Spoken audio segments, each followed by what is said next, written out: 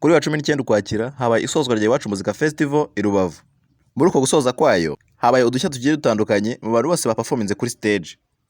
Gusa nyuma yayo Titi Brown amaze kwigaragaza amanutse kuri stage yahawe ikaze n'abanyamakuru bamubaza ibibazo bigiye bitandukanye harimo ikibazo cya Murumunawe nawe agira icyo abivugaho. Ngo wahe ikaze kuri ADMOUNT New. Ahangaha tuganira amakuru entertainment ndetse n'ibyashishikanye kuri iyi mihanda. Ngo wahe ikaze.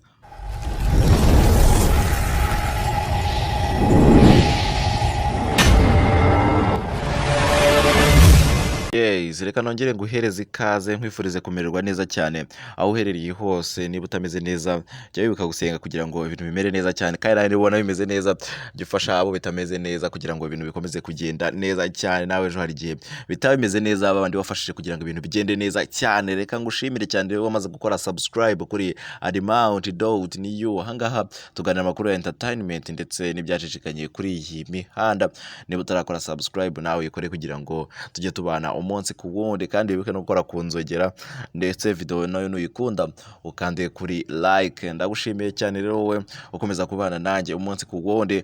Ahangaha tuganira ibyo twavuze ibijyanye na entertainment. Uyu munsi rero tugiye kugaruka ku bijyanye na Iwacu Muzika Festival, ibintu byayiranze ndetse nange mu interview abamwe mu bahanzi ba performance bagiye bakora agiye atandukanye. Iwacu Muzika Festival kuri wa 19 n'ubundi Ukwakira yabaye isozwa isorezwa mu karere ka Rubavu.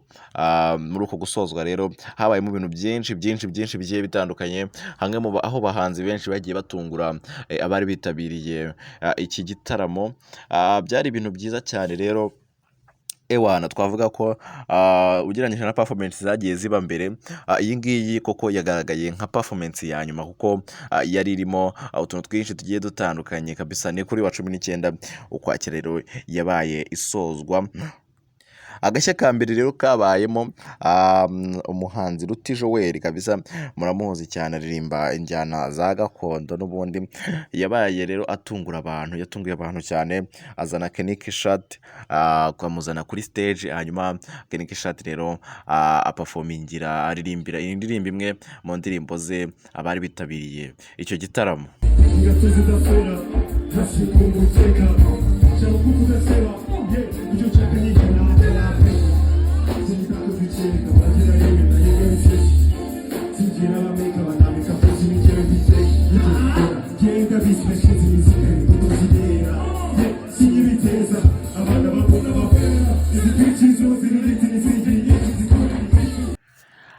Ngaho nguko ngira ngo mure kubibona no mu mashusho ukuntu byari bimeze ndetse n'iyo shusho ukuntu imeze. Ahangaha rero Keniki Shot rero yabaririmbiye indirimbo abana kabisa, ubona ko abantu bishimye barishima cyane.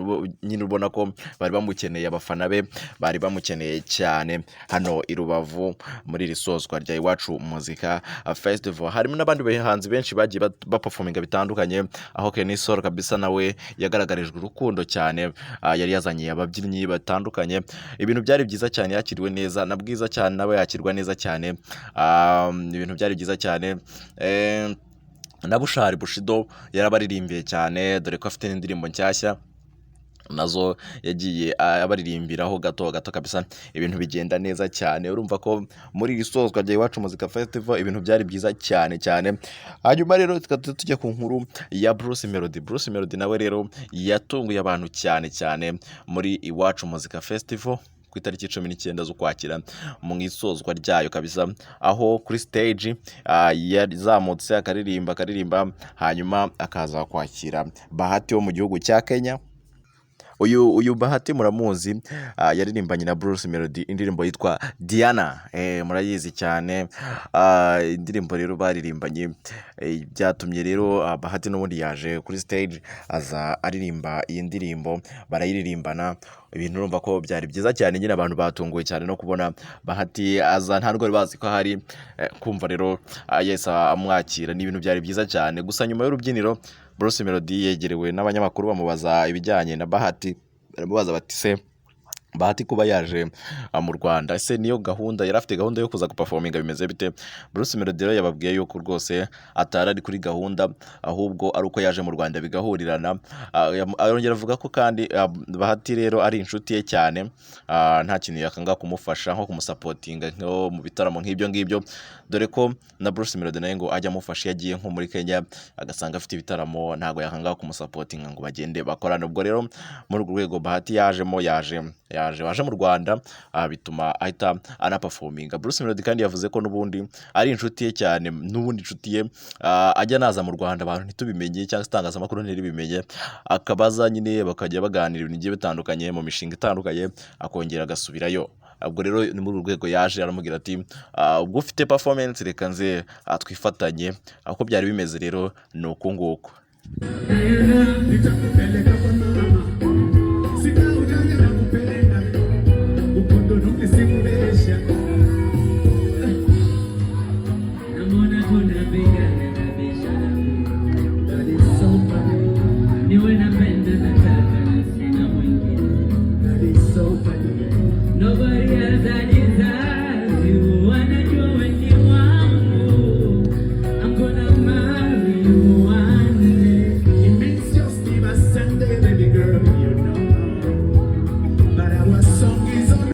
Yes, ngira ngo murabibonye rero kuntu byari bimeze. Bruce Melody ni nawe washyizeho akadomo kuri Iwacu Muzika Festival yabaye kuwa 19 yasozwaga. Uko ibintu byari bimeze neza cyane, niwe washyizeho akadomo rero, niwe muhanzi wa nyuma aperforminze, hanyuma Iwacu Muzika Festival ishyirwaho akadomo. Gusa hagati Rutije wera akiva stage kabisa, twavuze ko ari kumwe na Kenike Shot bakiva stage, bakivaho Titi Brown nk'umubyinnyi wabigize umwuga yahawe ikaze kugira ngo aze asusurutsa abantu. Titi Brown rero aratambuka aza gususurutsa abantu. Gusa ikintu cyatunguye abantu n'uburyo bari bambaye imyenda ya gisirikare, ni imyenda idasanzwe, ni imyenda abantu badasanzwe babona babyinana, ndetse n'imbyino babyinnye ni imbyino abantu badasanzwe bazibabonamo. Byari ibintu nyine bitunguranye, niyo mpamvu Iwacu Muzika Festival yasozwaga. Muri uko gusozwa rero habaye mu dushya twinshi kabisa, urumva ko babiteguye igihe kirekire. Rero Titi Brown kabisa yasusurukije abantu barishima, bari batanazi ko rwose ibintu bigeze hariya, ururevo yo kubyina nyine hano mu gihugu cyacu cy'u Rwanda, igiteye imbere bigeze hariya, ukuntu byari bimeze nuko nguko.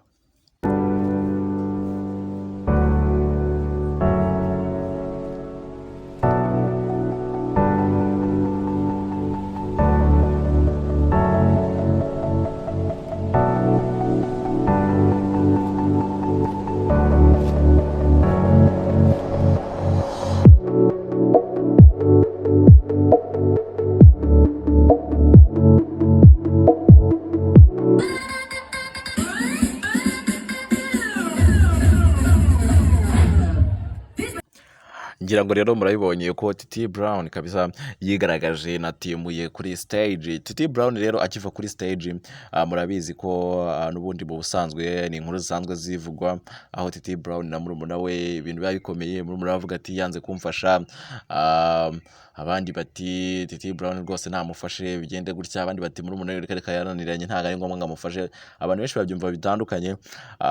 Na Bruce Melody mu minsi ishize yagiriye inama Titi Brown amubwira ati Murumunawe burya abari Murumunawe nta kintu wakora kugira ngo areke kuba Murumunawe, nyine ugomba kumufasha ndetse ibintu bigakemuka bikarangira bikava mu nzira. Uko byagenda kose rero naho yaba arakunaniye gute, abantu uramwumva cyane ko mu muryango iyo ari wowe wateye imbere, rero ubu birumvikana ko ari wowe ugomba kugira ngo ube wowe wo gufasha abandi bakiri hasi kabisa. Rero nkuko byagiye bivugwa hirya no hino bitandukanye, Titi Brown avuye kuri stage, avuye ku rubyiniro, yakiriwe n'abanyamakuru bagiye batandukanye mubaza ibibazo bitandukanye, haba kuri performance yakoze ndetse n'ibijyanye n'ubuzima bwe muri rusange. Bamubaza ku kibazo cya Murumunawe, Titi Brown ababwira rwose ko ari family issue, ariko babwira ko agomba kumufasha, babwira ko kabisa nawe amukunda ntago amwanga, kandi babwira ko rwose azamufasha. Mu minsi iri imbere abantu bazagenda babona ibintu bigiye bitandukanye bivuye kuri Titi Brown kabisa na Murumunawe. Mu byo rero yababwiye bamubajije ni ibi ngibi. Ndagira ngo tubwire ku kijyanye na Murumunawe, uvuga ko utamuhereza umwanya ngo yigaragaze. Ikintu navuga zira ni family issue cya mbere, ariko Murumunawe wanjye yewe ndamukunda, sibyo nicyo kintu nabwira abanyarwanda, nawe arabizi ko mukunda.